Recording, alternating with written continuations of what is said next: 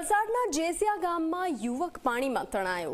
ખરેરા નદીમાં યુવક વાન સાથે ખરેરા નદીમાં તણાયો હતો। નદીના ધસમસતા પ્રવાહથી પુલ પરથી પસાર થતા સમયે આ ઘટના બની છે। એનડીઆરએફની ટીમે ઘટના સ્થળ પર પહોંચી યુવકની શોધખોળ હાથ ધરી છે।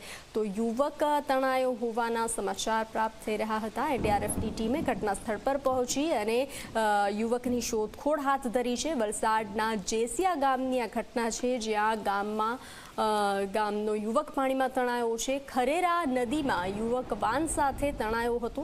નદીના ધસમસતા પ્રવાહમાંથી પુલ પરથી પસાર થતા સમયે આ ઘટના બની છે। ત્યારે એનડીઆરએફની ટીમે ઘટના સ્થળ પર પહોંચી અને યુવકની શોધખોળ હાથ ધરી છે।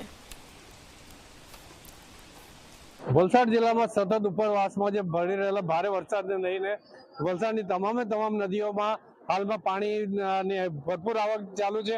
જે પ્રમાણે આજે તમે વલસાડ જિલ્લાના વાગલધરાના આ જે કોઝવે છે એ કોઝવે પરથી આજે એક વેન જ્યારે પસાર થઈ હતી ત્યારે અચાનક જ આ વેન જે છે એ પલટી ગઈ હતી અને તેમાં બેસેલા એક ચાલક જે છે એ ચાલક આમાં તણાઈ ગયા હતા। વાગલધરાની આ જે ખારેલ નદી જે છે એ નદીમાં વેન તણાતા જ અહીંના જે સરપંચ છે સરપંચે અધિકારીઓને જાણ કરી હતી। ત્યારબાદ એનડીઆરએફની ટીમ જે છે અહીંયા આગળ આવી હતી અને હાલમાં અહીંયા આગળ એનડીઆરએફની ટીમ જે છે શોધખોળ કરી હતી। ત્યારે આપણી સાથે વાગલધરાના સરપંચ જોડાયા છે, એમની પાસે જાણીએ। આપનું નામ જણાવો અને શું હકીકત છે? મારું નામ દીપિકાબેન દેવાંગભાઈ પટેલ, હું વાગલધરા સરપંચ છું।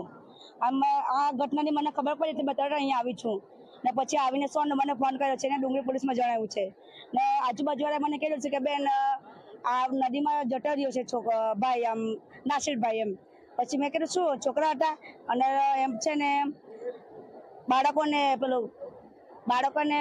વેનમાં લાવતા હતા તો બાળકોને ઉઠાડીને પછી આવ્યા ને એમને 2 જણે કીધું બી કે ભાઈ તમે અંદર ન જાઓ, પાણી વધતા છે તો ન માનીને અંદર આવી ગયા। પછી આવી ગયા અંદર આગળ આવી ગયા એટલે આગળ વાન આવીને પલટી ખાઈ ગઈ એટલે પછી અંદર વાન જતી રહી।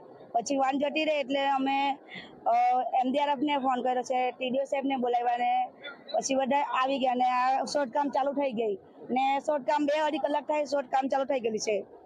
તો આ રીતે વાગલધરાના એક યુવાન જે છે આ જે કોઝવે જે છે કોઝવે પરથી વેનમાં પસાર થઈ રહ્યા હતા, જ્યારે એમના જે સ્કૂલના છોકરાઓ જે છે એ લોકોને છોડીને જ્યારે પરત ફરી રહ્યા હતા ત્યારે ધસમસતા પ્રવાહની અંદર આ વાન જે છે એ વાન તણાઈ ગઈ હતી અને હાલમાં જ એનડીઆરએફની ટીમ અને સરકારી તમામ તંત્ર જે છે આ જે વેનમાં જે યુવક છે તેને શોધખોળ શરૂ કરી દીધી છે।